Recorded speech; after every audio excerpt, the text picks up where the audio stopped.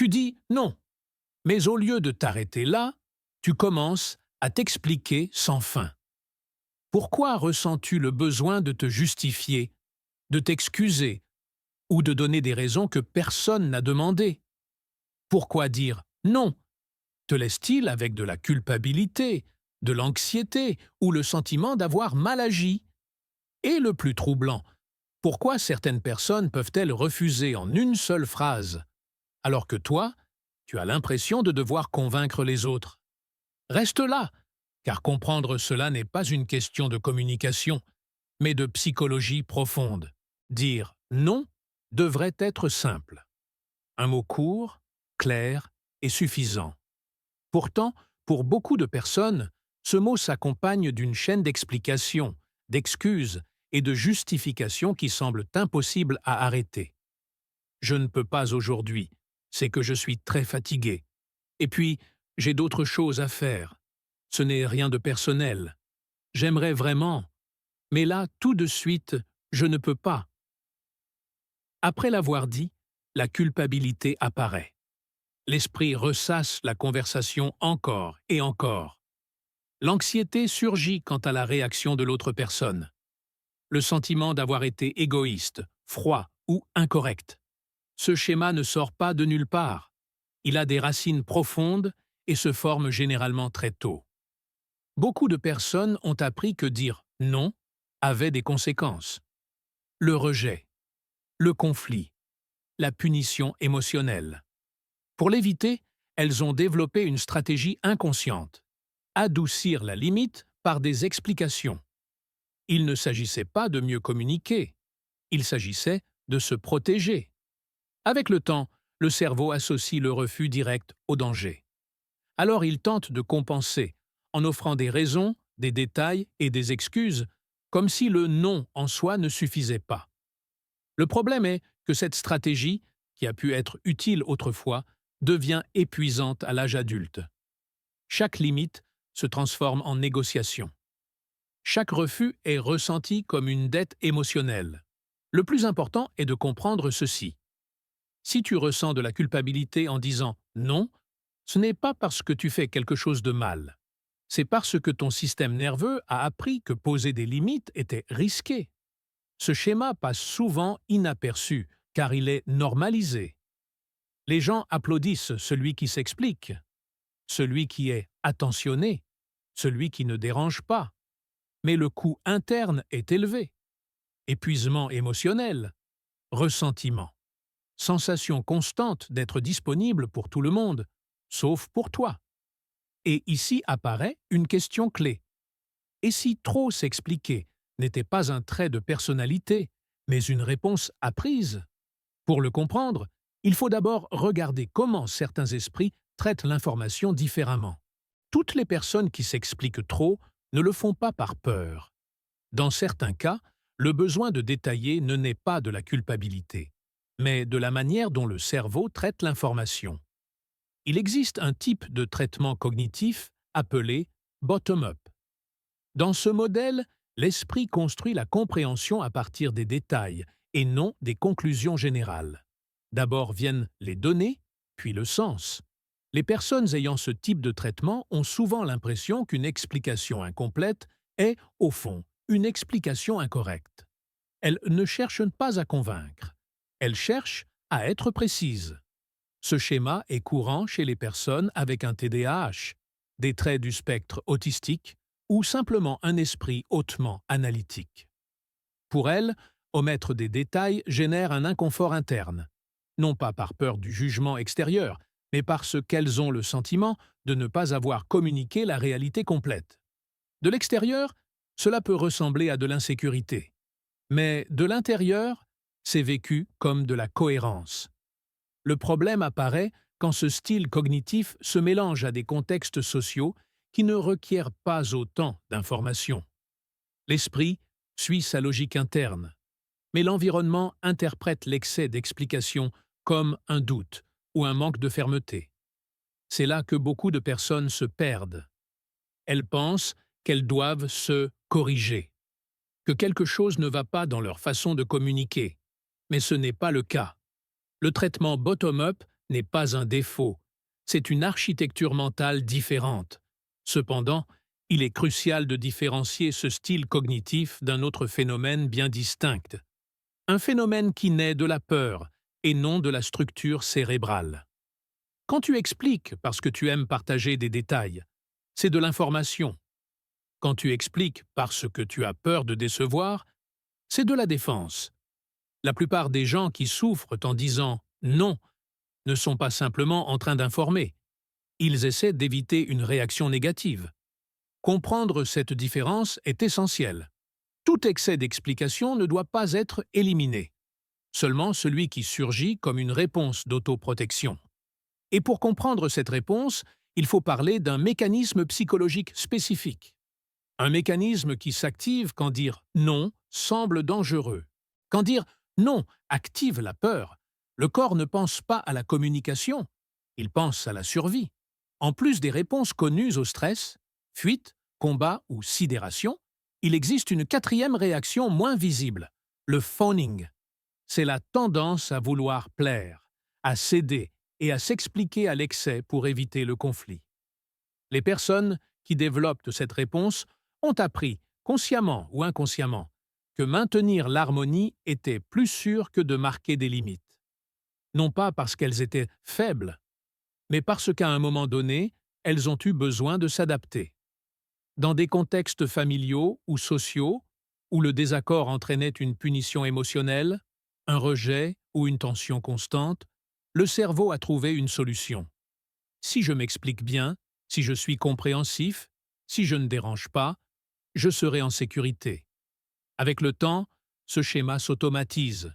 Plus besoin d'un danger réel. La simple possibilité de décevoir quelqu'un suffit pour que le corps réagisse. C'est pourquoi beaucoup de personnes ne disent pas seulement « non ».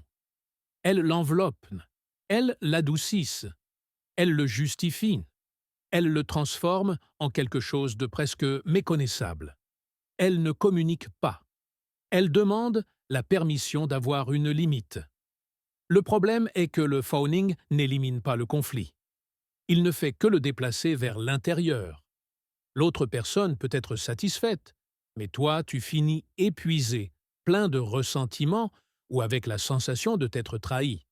Ce mécanisme explique aussi pourquoi, même après avoir expliqué pendant des minutes, la culpabilité ne disparaît pas.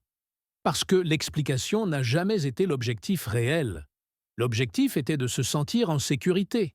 Comprendre cela change complètement le récit. Tu ne t'expliques pas trop parce que tu es mauvais communicateur. Tu le fais parce que ton système nerveux a appris que dire non sans fioriture était risqué. Et ici apparaît une vérité inconfortable. Plus tu t'expliques par peur, moins ta limite devient claire. Non pas parce que les mots sont mauvais, mais parce que le message que tu transmets n'est pas de la fermeté, mais de la négociation. Et cela nous amène au point suivant. Un point que peu de personnes veulent accepter. La façon dont tu dis « non » ne communique pas seulement ta décision, elle communique aussi ta position. Il existe une règle sociale silencieuse que presque personne ne mentionne, mais que tout le monde perçoit. Plus tu t'expliques, moins ta limite semble solide. Ce n'est pas juste, mais c'est réel. Dans les interactions humaines, la clarté transmet de l'assurance. Et l'assurance est souvent interprétée comme un statut. Les personnes occupant des postes d'autorité justifient rarement chaque décision. Non pas parce qu'elles n'ont pas de raison, mais parce qu'elles ne ressentent pas le besoin de convaincre. Leur « non » se présente comme un point final. Quand tu t'expliques à l'excès, le message implicite n'est pas de la considération, c'est du doute. Non pas un doute sur le contenu, mais sur ton droit de décider. L'excès de raison ouvre une porte invisible, la porte de la négociation. L'autre personne écoute tes arguments et, de manière inconsciente, commence à les évaluer. Si une raison semble faible, elle tente de la réfuter. Si une circonstance change, elle insiste à nouveau. Ainsi, le « non » cesse d'être une décision et devient un débat. Ce phénomène est lié à ce que la psychologie sociale appelle la signalisation de statut. Les personnes à haut statut s'expliquent moins car elles n'ont pas besoin de justifier leur autonomie. Les personnes qui sentent qu'elles doivent se justifier communiquent, sans le vouloir, une position plus basse dans la hiérarchie sociale. Cela ne signifie pas que quelqu'un a moins de valeur. Cela signifie que le message perçu change. Et ici apparaît un paradoxe. Plus tu essaies d'être poli, compréhensif et attentionné, plus il est probable que ta limite soit remise en question. Non pas parce que les autres sont malveillants, mais parce que le langage humain répond à des signaux, pas seulement à des mots. Trop s'expliquer consomme aussi quelque chose de fondamental: l'énergie. Chaque justification est un effort supplémentaire pour soutenir une décision qui était déjà prise. Et le plus important, le respect ne s'obtient pas en convainquant. Il s'obtient en montrant une cohérence entre les paroles et l'action. Si ton « non » a besoin de trop de raisons pour tenir debout, il cesse d'être une limite et devient une demande d'approbation. Comprendre cette dynamique est inconfortable, mais nécessaire. Car c'est seulement quand tu comprends pourquoi cela se produit que tu peux commencer à changer ta façon de te rapporter à tes propres limites. Et avant d'apprendre comment faire, il faut clarifier un point essentiel. Tout excès d'explication n'est pas identique. Toute explication détaillée ne naît pas de la peur. Et confondre ces deux choses peut mener à éteindre une partie précieuse de ta personnalité.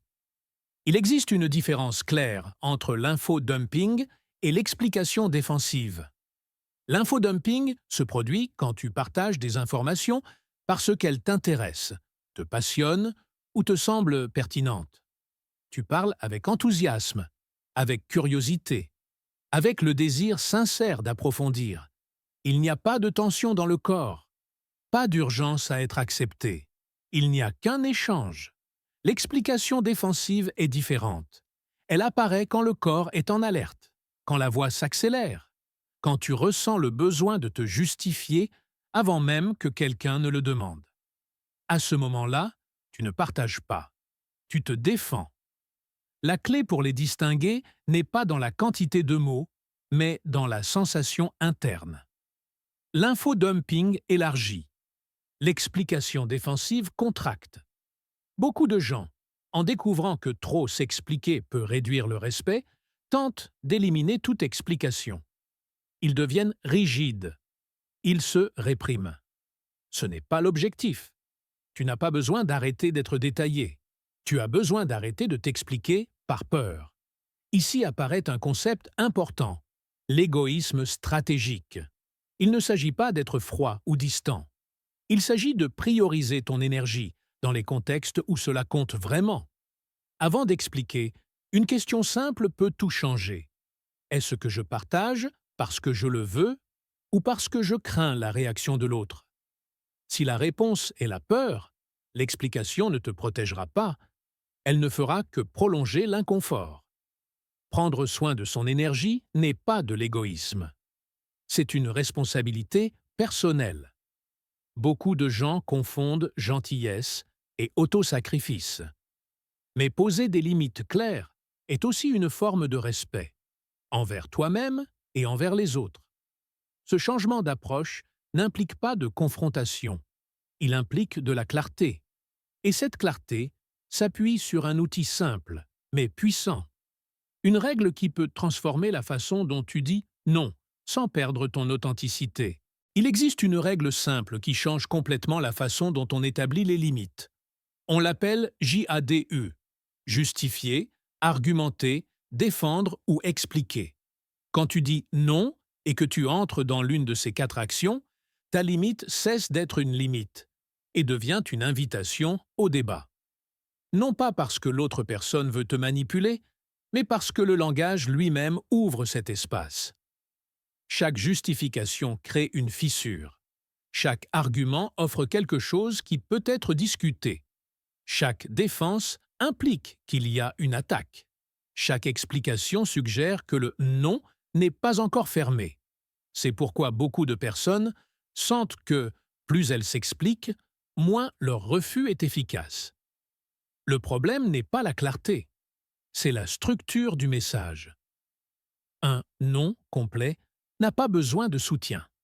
Il a besoin d'une clôture. Dire « je ne peux pas vendredi » est une phrase terminée. Elle n'invite pas à la négociation. Elle ne contient pas de porte dérobée. C'est inconfortable, oui, mais c'est aussi honnête. Le silence qui suit est souvent le plus difficile à tolérer. Cette seconde où tu ne sais pas comment l'autre personne va réagir. Cet espace que le corps veut remplir avec plus de mots. C'est là que se construit le respect interne. Ne pas répondre immédiatement n'est pas de la froideur. C'est permettre à la limite d'exister sans justification. Beaucoup de gens confondent fermeté et agressivité. Mais la vraie fermeté est calme. Elle ne pousse pas. Elle ne se défend pas. Elle se maintient, tout simplement. Pratiquer cela ne signifie pas devenir insensible. Cela signifie arrêter de trop s'expliquer pour être accepté. La réaction de l'autre n'est plus sous ton contrôle. Et elle ne l'a jamais été. Quand tu élimines JADE, tu découvres quelque chose d'important. Celui qui respecte tes limites n'a pas besoin d'explications. Celui qui ne les respecte pas ne sera pas non plus satisfait par elles. C'est un filtre naturel, silencieux, mais très révélateur. Et cela nous amène à la clôture finale. À l'idée qui relie tout ce qui précède et explique pourquoi apprendre à dire non sans s'expliquer est en réalité une façon de prendre soin de ce que tu as de plus précieux. Chaque fois que tu t'expliques trop, tu ne donnes pas seulement de l'information, tu donnes de l'énergie, du temps, de l'attention, une charge émotionnelle. Et tu le fais, souvent, pour éviter un inconfort qui dure quelques secondes. Mais le coût interne peut durer des heures, des jours ou même des années. Apprendre à dire « non » sans s'expliquer ne te rend pas égoïste. Cela te rend conscient. Conscient que ton énergie est limitée. Conscient que tout le monde n'a pas besoin de comprendre tes raisons. Conscient que ton bien-être ne dépend pas de l'approbation constante des autres. Le silence qui suit un « non » clair agit comme un filtre naturel. Les personnes qui respectent tes limites l'acceptent, sans drame. Celles qui s'en offusquent révèlent quelque chose d'important. Ce n'est pas ta responsabilité de gérer les émotions d'autrui, seulement les tiennes. Cela ne signifie pas que tu doives fermer la porte à l'empathie. Cela signifie que l'empathie ne doit pas te coûter ta paix. Quand tu arrêtes de trop t'expliquer, quelque chose change dans ta relation avec toi-même. Tu commences à faire confiance à ton jugement, à valider tes décisions sans demander de permission. Au début, le silence dérange. Le corps veut le combler. L'esprit veut se justifier. Mais avec le temps, ce silence devient une solidité. Tu n'as pas besoin de convaincre pour avoir le droit de décider. Tu n'as pas besoin de raisons parfaites pour poser des limites. Ton « non » est suffisant. Et voici le paradoxe final. Moins tu t'expliques, plus tu deviens clair. Plus tu deviens clair, moins tu as besoin de parler. Le pouvoir n'est pas dans les mots que tu ajoutes. Il est dans ceux que tu choisis de ne pas dire.